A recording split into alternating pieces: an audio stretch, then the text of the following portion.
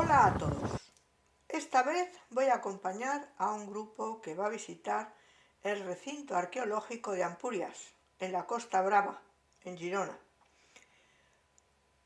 Os paso unos mapas sacados por internet para que os situéis geográficamente. Como podéis ver, los restos arqueológicos se encuentran muy cerca de la localidad de La Escala, que está a unos 2 kilómetros en dirección sur. Y por el norte nos encontramos con Sant Martí de Ampurias, que está muy cerca, a unos 500 metros. La verdad es que está todo muy junto. El yacimiento es muy grande y aún no está del todo excavado. Las primeras excavaciones empezaron en 1908 y actualmente forman uno de los conjuntos arqueológicos más importantes de Cataluña. Veréis, en realidad los restos arqueológicos están formados por 3 núcleos de asentamiento diferentes, 2 griegos y 1 romano. El primer asentamiento se realizó en lo que entonces era una pequeña isla situada frente a la costa. Esta isla hoy ya no existe y actualmente forma parte de la línea costera. Ese asentamiento se conoce como la Palaia Polis o ciudad antigua y hoy está en la localidad de Sant Martí de Ampurias, en la parte norte, esa que os he comentado. Los restos de ese asentamiento se encuentran bajo las calles de la población y apenas se ha excavado. La única parte estudiada es una pequeña zona al lado de la iglesia parroquial que tendrá unos 4 metros cuadrados. Hay muy poco. Está todo bajo las casas y las calles, entonces es complicado. Ese asentamiento de la isla se realizó aproximadamente sobre el 575 a.C. y lo efectuaron comerciantes procedentes de Focea, una antigua ciudad griega que actualmente está en Turquía, en la costa de las islas griegas. Indicaros que los focenses fueron a la vez grandes marinos y comerciantes. Desde el siglo VII a.C. establecieron rutas comerciales por todo el Mediterráneo en busca de metales y fundaron Marsilia, la actual Marsella, en el 600 a.C. Desde allí establecieron varios enclaves comerciales por diferentes partes del Mediterráneo occidental, entre los que estaba esa islita de Ampurias. Era la ciudad antigua, la mencionada Palaia Polis. Esa zona de la costa, desde la Edad de Bronce, estaba ocupada por una población indígena, los indiquetes, que ya habían comerciado con los fenicios y los griegos siguieron sus pasos. El lugar, gracias a los griegos, llegó a convertirse en uno de los principales puntos comerciales del oeste mediterráneo. Como curiosidad os diré que según Heródoto, que vivió sobre el 484 a.C.,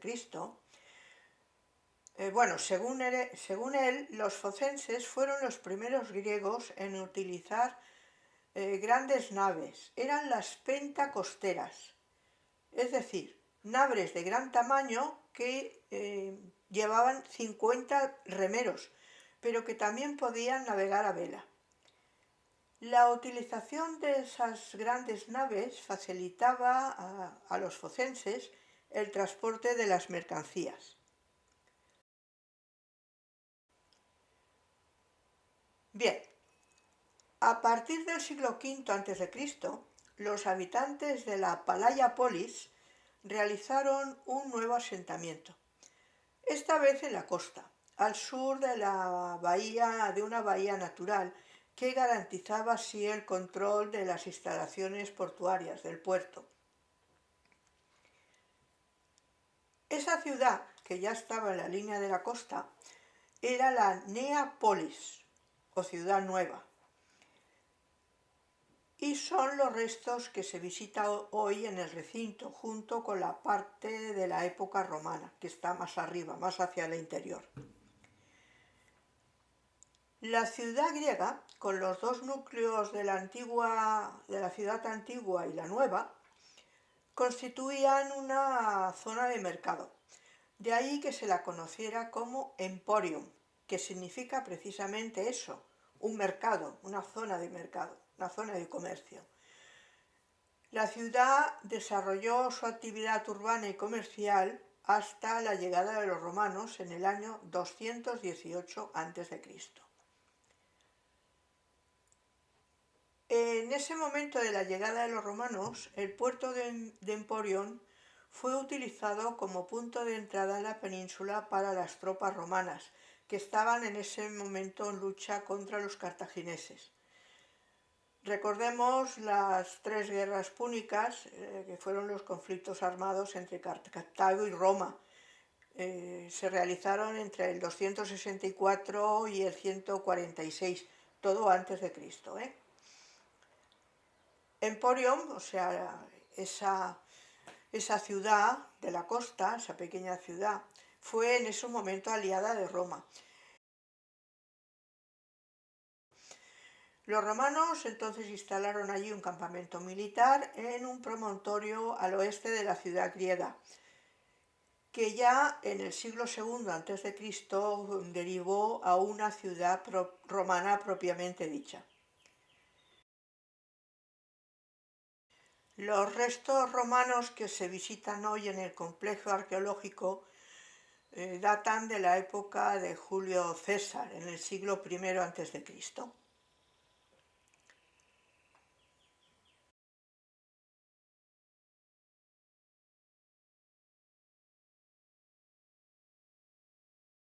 Bien, después de esta introducción histórica, veamos ahora cómo es el recinto y el recorrido que se hace por el yacimiento. El área arqueológica es muy grande y se necesitan como mínimo un par de horas para recorrerlo entero. Lo primero que vemos es la muralla de la ciudad griega, que es de tipo ciclópeo y que en algunas zonas presenta superposiciones de varias reconstrucciones.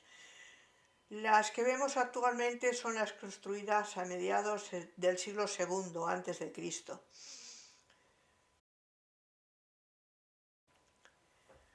Si entramos por la antigua puerta de la muralla, a mano derecha encontramos los restos del templo del dios Serapis, el Serapeion. Serapis era una deidad griega originaria de Alejandría. Ese dios está relacionado con los ritos funerarios del buey Apis egipcio. Los restos de esa zona pertenecen al siglo I a.C. Si seguimos avanzando, a mano izquierda encontramos varias casas y al fondo lo que fue el templo de Asclepio, construido posiblemente en el siglo IV a.C., pero modificado durante una reconstrucción de las murallas realizada en el siglo II, también antes de Cristo. El recinto estaba formado por 3 templos y era como un centro terapéutico y religioso consagrado al dios de la medicina, Asclepio. Allí se encuentra una réplica de la estatua del dios cuyo original se conserva en el interior del museo. Estos 2 templos, el de Serapis y el de Asclepios, son los 2 más representativos de la ciudad griega, que es la más excavada. Pero también sacaron a la luz una ciudad al completo, con un ágora, un mercado, edificios públicos y numerosas casas con cuidados pavimentos y mosaicos. Todo ello es de cronología variada, pero mayoritariamente pertenece a mediados del siglo II a.C. Cabe resaltar que bajo el ágora se construyeron 4 cisternas, con 4 grandes aperturas que recogían el agua de la lluvia. Os paso imágenes de la parte superior de esas cisternas, que estaban alineadas en la parte, en un lateral del edificio del ágora.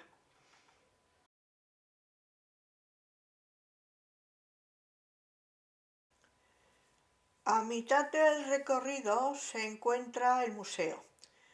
Allí se conservan algunos de los restos extraídos en las excavaciones. Las salas se distribuyen por orden cronológico. Primero se accede a la parte del Neolítico, se continúa con piezas de la Edad de Bronce y Hierro y luego está la parte griega y romana. Finalmente hay una referencia al abandono de las 2 ciudades en un periodo tardo-romano.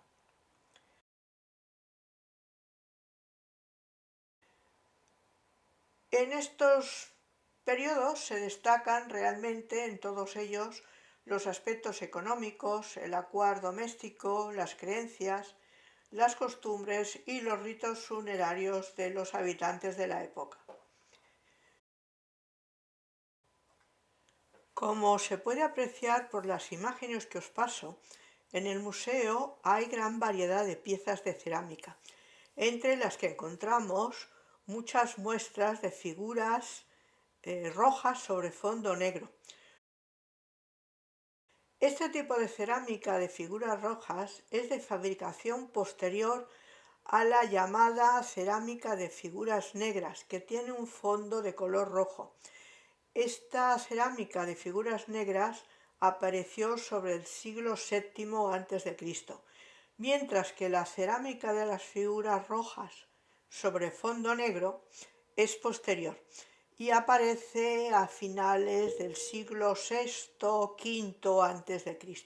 Es una forma bastante clara de datar un poco la época de yacimiento. Aparte de las mencionadas salas, en el museo hay una que merece una especial atención y que se aparta totalmente del orden cronológico indicado. Es la primera a la que se accede al entrar y donde podemos admirar la estatua helenística de mármol de Asclepio, el Esculapio de los romanos. Asclepio es el dios de la medicina en la mitología griega. Esa estatua es una pieza excepcional, es única, y junto a ella se exponen otros hallazgos escultóricos recuperados del mismo periodo que ella. Es de finales del siglo II a.C. Es de mármol y fue esculpida en 2 partes y unidas por el torso, aunque se encontró totalmente fragmentada. Mide 2,15 metros de alto y tiene la peculiaridad de que fue esculpida en 2 tipos de mármoles. El busto es de mármol de la isla de Paros y el resto del cuerpo está realizado en mármol de las canteras del Pentélico, en Ática.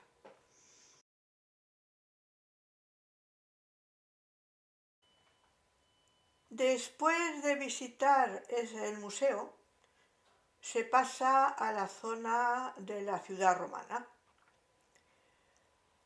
Subiendo por las escaleras que dan acceso al complejo romano, a mano derecha encontramos varias casas con numerosos mosaicos. Muchos se pueden ver en el mismo lugar donde se construyeron, pero algunos están tapados cuando fuimos nosotros. Nos dijeron que se encontraron más de 150 mosaicos, pero que para protegerlos de las inclemencias del tiempo los tapaban a veces. La verdad es que ese día hacía una llovizna así un poco molesta y había muchos mosaicos que estaban tapados.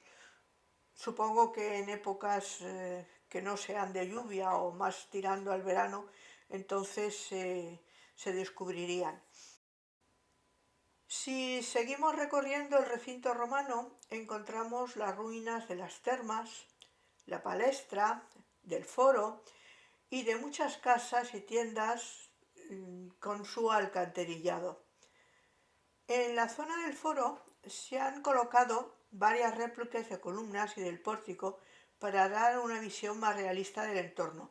No son los originales, sencillamente es una reproducción que se ha instalado allí, que se ha construido allí para tener una idea de cómo era el recinto en sus inicios.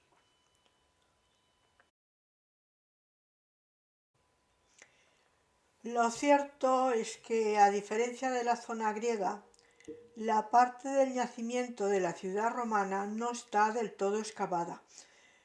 Hay mucha zona aún por estudiar y analizar, pero se van realizando campañas en determinadas ocasiones.